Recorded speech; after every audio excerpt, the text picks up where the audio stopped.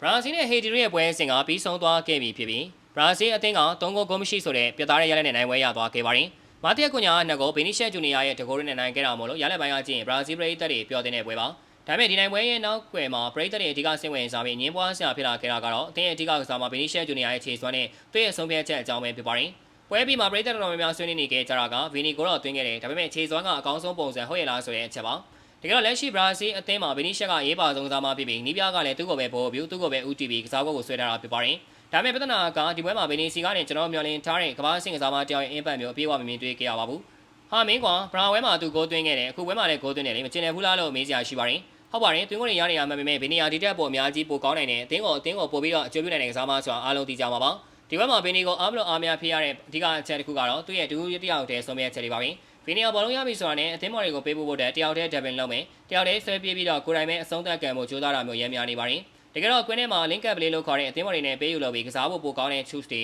နေရာလို့တွေရှိနေတာတော့သူကလုံးဝမပေးပဲဆိုလို့နေတာမျိုးတွေကိုတွေ့ရပါတယ်ဟုတ်ပါတယ်အချိန်နေပေးရင်ရှေ့မှာနေရာလို့တွေရှိရင်ဒူးချင်းစွမ်းရည်ပြတာပြဿနာမရှိပေမဲ့အချိန်မပေးတဲ့အချိန်မျိုးမှာဇွတ်လုပ်တဲ့အခါမှာဘောလုံးကတားပြသွားတာပဲတောင်မှန်မှာသူစီလူကန်းနေတဲ့အချိန်မှာတခြားနေရာလောကအသင်းမော်တွေစီဘောလုံးပုတ်ထုတ်ပေးရင်ကစားကွက်ကပိုဝင်သွားပြီးသူ့အတွက်လည်းပြေးပေါက်ပိုချောင်သွားနိုင်မယ့်အခြေအနေမျိုးတွေအများကြီးရှိပါတယ်ဒါပေမဲ့ဘီနီကဒီလိုဆုံးဖြတ်ချက်မျိုးကိုမရွေးချယ်ခဲ့ပါဘူးနောက်တစ်ချက်ကတော့သူ့ရဲ့အောက်တယ်ဘော်ရီပါဘောလုံးမရှိတဲ့အချိန်မှာကွင်းထဲမှာလှုပ်ရှားရုံးကန်မှုပိုင်းမှာတော်တော်လေးနေနေတာကိုတွေ့ရပါတယ်အသင်းကသူ့ကိုအဓိကဦးတည်ပြီးတော့ကစားပေးနေတာဖြစ်တဲ့အတွက်ဘီနီနေနဲ့ဒီထက်ပိုပြီးကွင်းထဲမှာတက်တဲ့ပြဖို့လိုအပ်ပါတယ်အသင်းမော်တွေကပိုပြီးတော့ယုံကြည်မှုပေးဖို့လိုသလိုကွင်းလယ်နဲ့တိုင်းစစ်ချိတ်ဆက်မှုပိုင်းတွေကိုပိုပြီးတော့စီးရီးယပ်ထားဖို့လိုနေပါပြီအခုဝဲမှာမာတီယာကွန်ညာတောက်ပနိုင်ခဲ့တာဘီနီရဲ့ကွဲပြားတဲ့အချက်ကြောင့်ပါကွန်ညာကတိုင်းစစ်မှုဖြစ်ပေမဲ့ခန်းစစ်တွေဆင်မိတယ်ကွင်းလယ်နဲ့ချိတ်ဆက်မှုတွေလုပ်ပေးတယ်ခန်းစစ်ကစားမတွေကိုဆွဲထုတ်ပေးပြီးနေရာလို့တွေဖန်တီးပေးခဲ့တယ်ဗီနီနေနဲ့ဒီလိုမျိုးအသင်းလိုက်ကစားဟန်ကိုပိုပြီးတော့အသားပေးဖို့လိုပါတယ်အခုဟေတီလိုကန်ဆယ်လိုင်းမင်းနဲ့အစင်တန်းကွာခြားတဲ့အသင်းမျိုးမို့လို့အမားယန်ချို့ကြားတွေကပဲ3ဂိုးပြတ်နိုင်ခဲ့တာဖြစ်ပြီးနောက်ပိုင်းမှာ round 32လို့နေရာမျိုးမှာအသင်းကြီးတွေနဲ့တွေ့လာခဲ့ရင်ဒီလိုတကူကောင်းဆန်တဲ့ကစားဟန်မျိုးနဲ့ရှေ့ဆက်ဖို့ခင်းရင်ပါလိမ့်မယ်ဘရာဇီးအသင်းရှေ့ဆက်သွားနိုင်ဖို့ဆိုရင်ဘီနီရှက်ဂျူနီယာရဲ့အရေးသွေးတွေကိုအကောင်းဆုံးနဲ့ထိရောက်ဆုံးပုံစံမျိုးထုတ်သုံးနိုင်ရမှာပါ